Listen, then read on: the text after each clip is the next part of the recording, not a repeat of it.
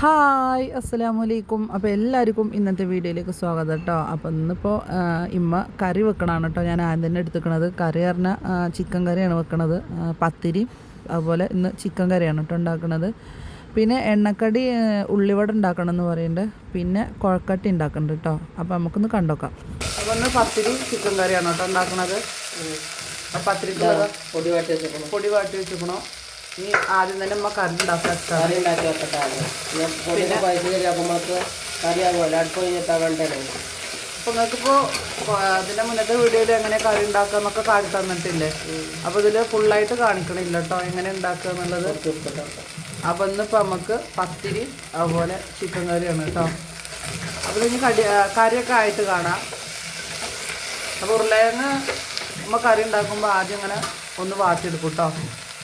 അത് കുക്കറിലാണെങ്കിലും ആദ്യം ഒന്ന് വാട്ടിയെടുക്കും. അപ്പം തന്നെ നമുക്ക് കറിയായിട്ട് കാണാം. പിന്നെ ഇതിപ്പോൾ നമ്മൾ ഉള്ളിവടക്കാണ് കേട്ടോ. ആ വലുതാക്കി അരിഞ്ഞിട്ടുള്ള ഉള്ളിവടയാണ്. ചെറുതാക്കിയിട്ട് അരിഞ്ഞുണ്ടാക്കുമ്പോൾ ഇവിടെ ആർക്കും ഇഷ്ടപ്പെടുന്നില്ല. അപ്പോൾ ഒരു ദിവസം ഇങ്ങനെ ഉണ്ടാക്കി വെക്കുമ്പോൾ ഞങ്ങൾക്കൊക്കെ ഇഷ്ടതാണ്. കുട്ടികൾക്കും ഞങ്ങൾക്കൊക്കെ ഇഷ്ടം ഈ വലുതാക്കി അരിഞ്ഞ് ഉണ്ടാക്കുന്ന ഉള്ളിവടയാണ്. ഇഞ്ചി, മല്ലിയില, പുതിനയില. ഇനി ഇതിലേക്ക് നമുക്ക് പച്ചമുളകും വേപ്പിൻ്റെ ഇലയും. ഇനി നമുക്കിതിലേക്ക് ഉപ്പിടാം കേട്ടോ. ഉപ്പ് അധികം പോലെ ഉണ്ടാകും.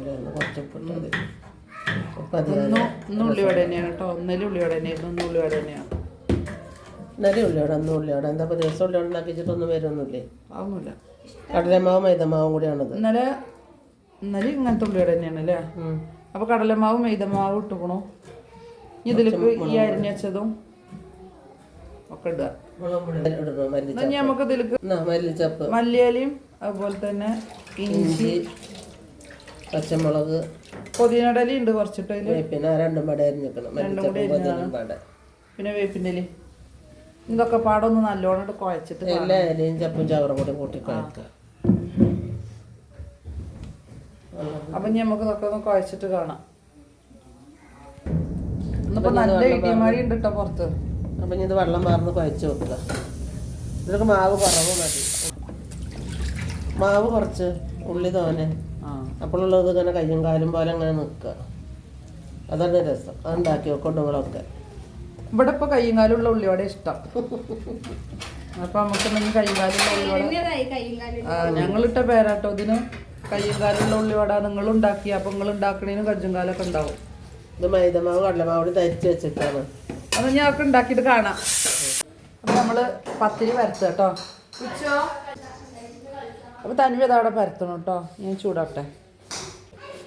അപ്പോൾ നമുക്ക് പത്തിരി ചൂടാട്ടോ.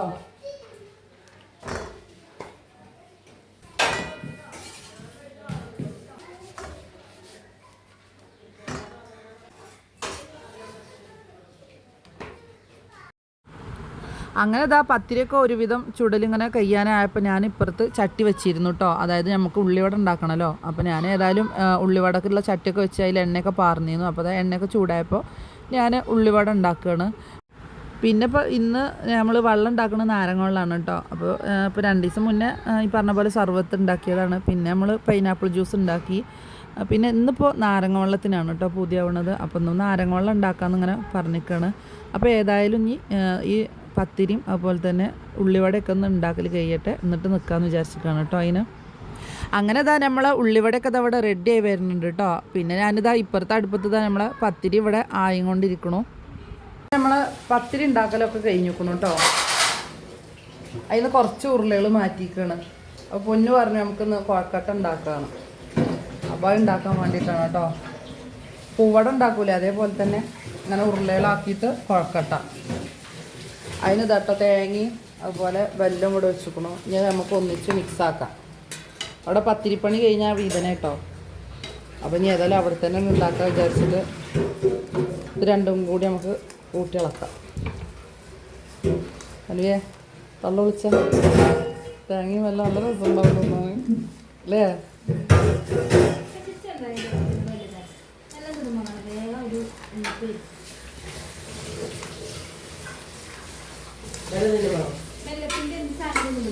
പൂവട ഉണ്ടാക്കുമ്പോൾ നമ്മൾ അടിയിൽ തേങ്ങ അതിൻ്റെ മേലെ ബെല്ലം ഇട്ട് കൊടുക്കുക.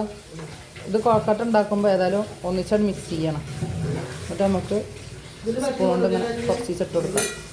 അപ്പോൾ ഇത് ഉണ്ടാക്കട്ടെ കേട്ടോ. അപ്പോൾ അതാ ഉള്ളിവട ഇവിടെ ഉണ്ടാക്കൽ കഴിയാനായിക്കണം കേട്ടോ. അത് അതിൽ അടച്ച് വെച്ചിക്കണം തുറക്കണം. ഇതതിൽ കുറച്ച് അതിൽ ഇങ്ങനെ വെച്ചിക്കണം. അപ്പോൾ അത് അവിടെ ഉണ്ടാക്കൽ ഇങ്ങനെ കഴിഞ്ഞിക്കണം. ഇത് ലാസ്റ്റൊക്കെയാണ് കേട്ടോ. അതിൽ കൂടി ഇട്ടത് കഴിഞ്ഞു. പിന്നെ അത് നമ്മളെ കറി ഇവിടെ ചിക്കൻ കറി ഇവിടെ റെഡി ആക്കണം. പത്തിരിയും ചുടൽ കഴിഞ്ഞിക്കണം. അപ്പം നമുക്ക് ഉണ്ടാക്കാം.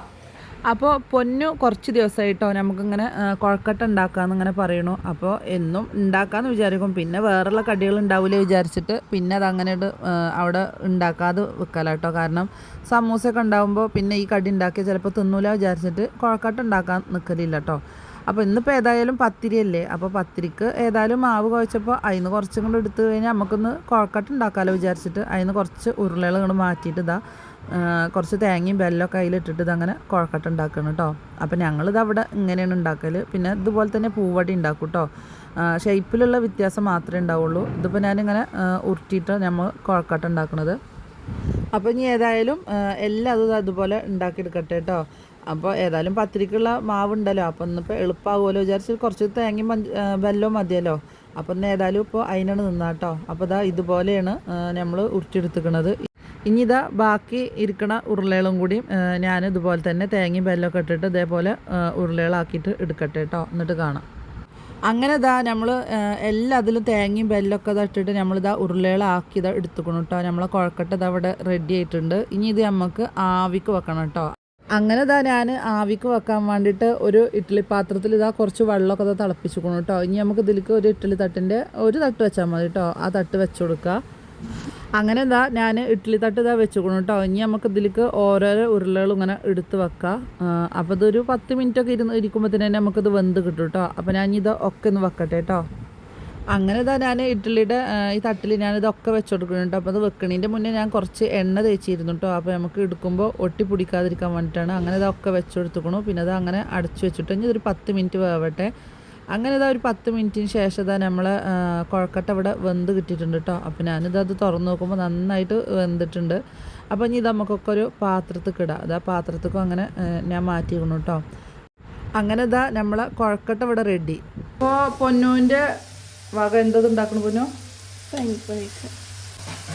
ഇനി കുറച്ചുകൂടി അതാ പൊരിക്കേണ്ടത് നമുക്ക് നോട്ടെ. ഇതാ കുറച്ചുകൂടി പൊരിക്കാനുണ്ട്. അപ്പോൾ നമ്മളെ കുഴക്കട്ട ഇവിടെ റെഡി ആക്കണു. ഉള്ളിവട നമ്മൾ പാത്രത്തിലേക്ക് ഇടണു. ഇവിടെ ഇതാ തണ്ണിമത്തനും പൈനാപ്പിളും ഇവിടെ റെഡിയാക്കണം. അങ്ങനെ ഇതാ ബാങ്ക് കൊടുക്കാനായിക്കണം കേട്ടോ. അപ്പോൾ ഇതാ ടേബിളുമൊക്കെ ഇതാ ഒക്കെ ഇതാ കൊടുന്ന് വെക്കുകയാണ് ഞങ്ങൾ. അപ്പോൾ ഇനി പറഞ്ഞ പോലെ തന്നെ നമുക്ക് ഒരു 5 മിനിറ്റ് ഉള്ളൂ കേട്ടോ ബാങ്ക് കൊടുക്കാൻ. അപ്പോൾ അത് എല്ലാതും നമ്മൾ ഫ്രൂട്ട്സും വെള്ളവും എണ്ണക്കടി അതുപോലെ കുഴക്കട്ടയും ഒക്കെ ഇതാ നമ്മളിവിടെ ടേബിളുമ്മ കൊടുന്ന് വെച്ചിരിക്കണം കേട്ടോ. അങ്ങനെ ഇതാ ബാങ്കൊക്കെ കൊടുത്തിട്ടോ ഞങ്ങളെല്ലാവരും ഇതാ ഇരുന്നിട്ട് നോമ്പ് തുറക്കുകയാണ്. അപ്പോൾ ഇന്നത്തെ വീഡിയോ നിങ്ങൾക്ക് എല്ലാവർക്കും ഇഷ്ടപ്പെട്ടു എന്ന് വിചാരിക്കുന്നുണ്ട് കേട്ടോ. അപ്പോൾ ഇന്നത്തെ വീഡിയോ ഇത്രയൊക്കെ തന്നെയുള്ളൂ. അപ്പോൾ എൻ്റെ വീഡിയോ ആദ്യമായിട്ട് ആരെങ്കിലും കാണണമെങ്കിൽ എല്ലാവരും മറക്കാതെ സബ്സ്ക്രൈബ് ചെയ്ത് കാണുന്നുണ്ട് കേട്ടോ.